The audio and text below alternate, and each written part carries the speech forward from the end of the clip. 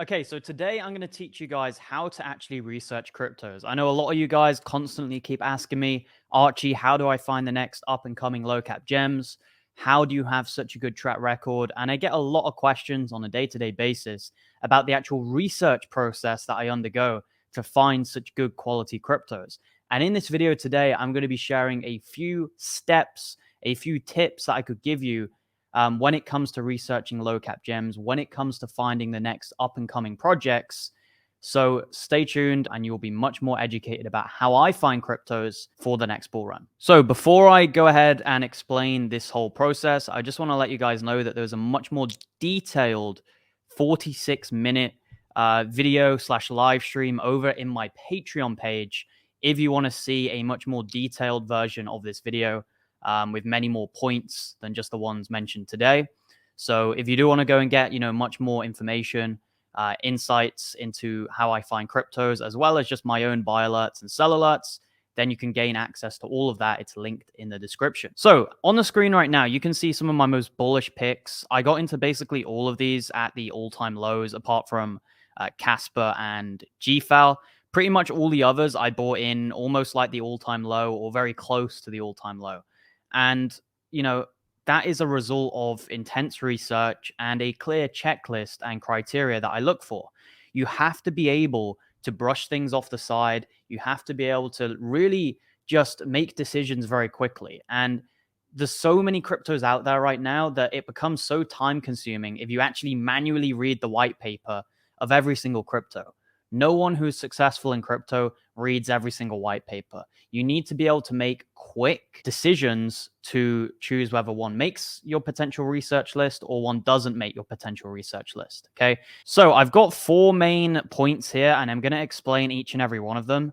And this is really simple. There's only 4 points. I would say these are the 4 most important ones. But over on the Patreon, I discussed like 20 points. So if you want much more of a comprehensive guide, go and join the Patreon and you'll see that. So the first one is the chart. And this is a really, really simple one. And so many people just don't even take it into consideration. And when I talk about the chart, I'm not talking about TA. I'm not talking about loads of indicators and oscillators and stuff like that. No, I'm talking about the all-time chart, a very basic overview of the all-time chart. What is the general price structure of that crypto? Is it making higher highs and higher lows? Is it gradual?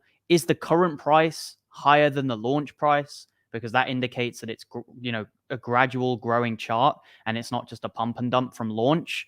So these types of things are very important to look at, right? If you look at all of my cryptos, I'll show you GFAL as well here. They all have very nice looking all-time charts. Here's Miria. I called this one at literally 001, up 9x right now. And you can see, right? Obviously, it had a dump at launch. A lot of cryptos do that, but it's come back up. It's a healthy looking chart. It's not down 99% from its all-time high. I'm going to show you right now an example of a crypto which I would probably avoid that's down, basically 100% from all-time high. Okay, so here's one example. This is ICP. You can see it clearly dropped massively from all-time high. Everyone sold off basically. This one's down 99.3%. Really, really bad. Another one, obviously Terra Luna. How much is this one down? This one's down 100%. Another one, which many people talk about for some reason, is Star Atlas here. This one's down 97%. And you can see this common occurrence of a huge sell-off at the beginning and prices pretty much failing to ever even get close to those initial levels. And I'm going to tell you very simple the reason for this. It's because quite often when a crypto launches, especially one that goes through VCs and pre-sales and private sales and all of that, quite often the people want to sell. They only got in to sell and dump on launch. And that's what happens quite often. And these things very rarely get anywhere close to where they were at the beginning. And don't be led to believe by some other people, some other YouTubers, that everything's guaranteed to get back to all-time highs. I can tell you categorically that is not true. If everything was guaranteed to go back to all-time highs, the number one thing I would invest in would be Terra Luna Classic, and I can assure you that is not going to happen. So don't believe this false premise that everything in crypto is just going to pump back to all-time highs. It would be the easiest thing in the world if that was the case. I would just buy the coins that are down 1,000,000%, and I will make 1,000,000%. It's just not true. What you want to be looking for is sustainable, newer cryptos, right? Like the ones in this list. I'll show you another one as an example. Hello Labs, new crypto, sustainably growing, higher highs, higher lows. You notice a common theme, a common occurrence here. You don't see me investing in cryptos like Jasmy, which have the complete opposite looking chart. Now, yes, some people will say, oh, but the market cap back then was less. Obviously, that matters. But the real important thing is this idea of it going to all-time highs and reaching price discovery mode. No one's really excited about Jasmy because people just don't believe it's going to go back to all-time highs because a lot of people believe it's dead. And I'm not really interested in Jasmy. I haven't really researched it that much. But you can see why people would avoid this investment. They're going to just look at this. They're going to think the team have dumped or something. Even if it's not true, they're going to think bad things. And that is why I don't want something which could be potentially dead. I don't want something where all the investors have been wrecked. I want something where most people are actually in profits and they're continuing to DCA. And you can see with GFL, for example, here, this chart has looked like this since the launch. If you bought GFL up here, you were still buying it, right? Making higher highs, higher lows, gradual growth. So you may say, oh, but why would you buy it when it's pumped? Well, you can see it's gradually growing every few months. So you're buying it on the pumps, yes, but the pumps keep happening. So it's not exactly like it's a bad investment. And also, what I would say when it comes to the charts is you don't need all the oscillators and different TA measurements to notice very clear trends. Okay, it's not difficult to just notice dips. Right now, I probably wouldn't buy GFAL. If I look at other cryptos, though, maybe like PlayZap, right? We pull up the PlayZap chart. You've got a bit of a nicer dip here, right? You can buy a little dip, buying it at 43 cents. The all-time high, I think, is 60 cents. So you've got a bit of a nicer dip. So what you need to do is you need to take advantage of dips. And you see these dips, like this one here, this one down here. You see these as potential DCA opportunities because it's coming down. This is your chance to buy. You don't buy things when they're at the all-time high. You don't buy things on massive green candles, but you do buy them when they're retracing, when you're seeing big dips. And don't always wait for the biggest dip in the world. Like, don't always wait for it to go all the way down to like the very bottom because these things aren't guaranteed as well. Everyone with Casper, for example, back here, they were waiting for 2 cents. Don't always just wait for the perfect opportunity because quite often these things do not come. As long as you're buying something when it's down, you're probably buying it at the right time, so long as it has solid fundamentals and it's going to keep growing into the bull run. Okay, next point, chase the hype. Really not difficult, but for some reason, so many people go for such boring cryptos. They go for like lending and borrowing protocols. They go for DeFi cryptos. You want to chase the hype. If you look at last bull run, the cryptos that perform well were hype-based cryptos. And this doesn't just mean meme coins. Yes, meme coins can be considered as hype-based cryptos, but this also includes gaming cryptos, right? This also includes cult-like layer ones. What do I mean by cult-like layer ones? I basically mean cryptos where there's almost like a cult behind the crypto. Cryptos where they have maxis. For example, Casper, it's got a cult-like following. People are maxis. People have their whole portfolio in Casper.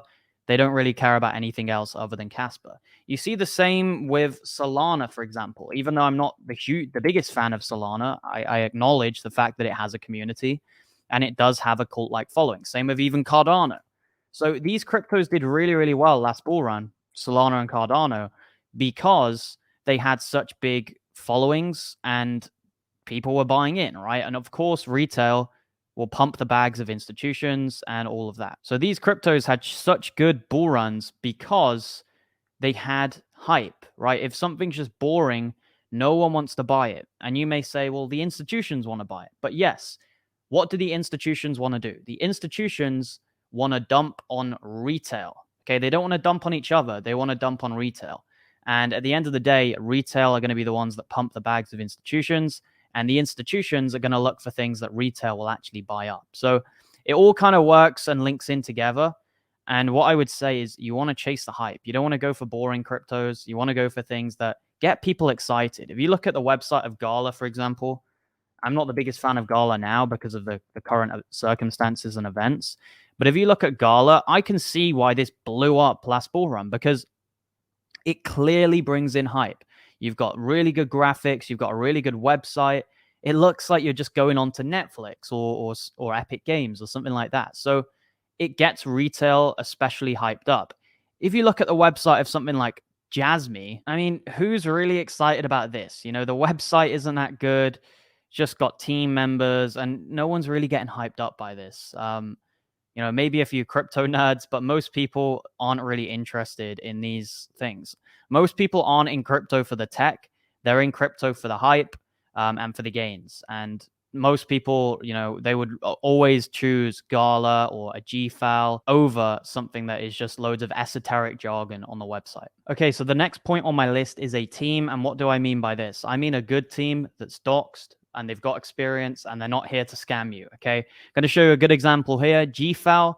You go on their website, there's a meet the team section. You take a look at some of these guys, you click on their LinkedIns, you do a little bit of background checking on them, and you can see here Trip Hawkins, the founder and the first CEO of Electronic Arts, also known as EA. These are responsible for games such as FIFA.